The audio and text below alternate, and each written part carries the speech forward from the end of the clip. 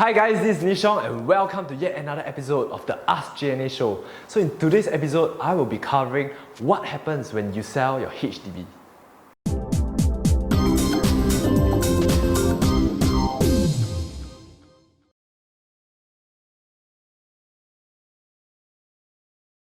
Okay, so there are 6 steps that we follow for our clients when we sell their HDB. So today I'll be going through with you step by step, so no worries. Step 1. We will have to make sure that your HDB fulfill the MOP period, and MOP is minimum occupancy period of 5 years. So you have to fulfill that before you can even think of selling your HDB.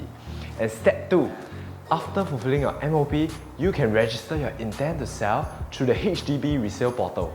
Okay, and after which you have to wait a period of 7 days, cooling period, before you can grant an OTP to any buyers.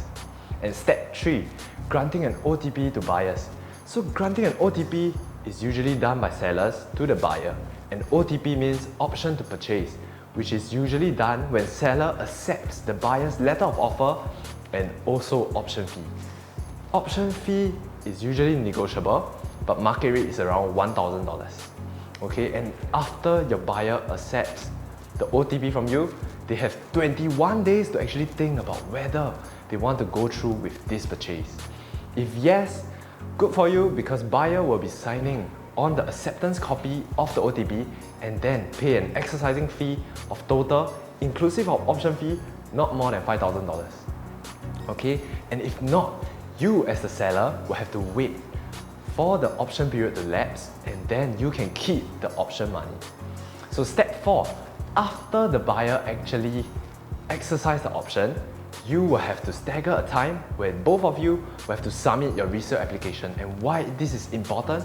Because HDB wants seller and buyer to actually submit their resale application within 7 days of each other. And if not, the application will be voided, application fee will also be forfeited. Okay, so step 5. After you submitted your resale application, you have to wait a period of 8 weeks before HDB approves your application. Okay, so in these 8 weeks, you have many things for you to do. So number 1, HDB will actually send technical executive down to your house to check if there is any unauthorized renovation that affects the structure stability and also damages the property. Okay, and step 2, you have to pay for all the necessary fees, such as your legal fees. And step 3, you also have to endorse quite a few number of forms prepared by the HDB on the HDB resale portal.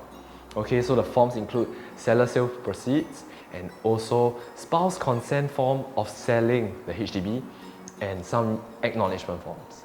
Okay, and after endorsing all these forms, usually 2 weeks after, HDB will actually approve your application.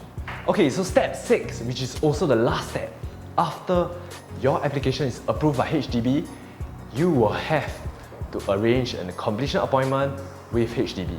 Okay, so depending on the lawyer that you engage, if it's a private solicitor instead of a HDB one, your private solicitor will actually attend the completion appointment on your behalf. And if it is a HDB solicitor, you will have to go down the HDB hub yourself for the completion appointment.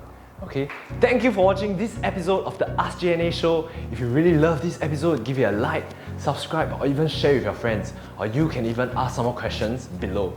Thank you for watching and stay tuned to the next episode.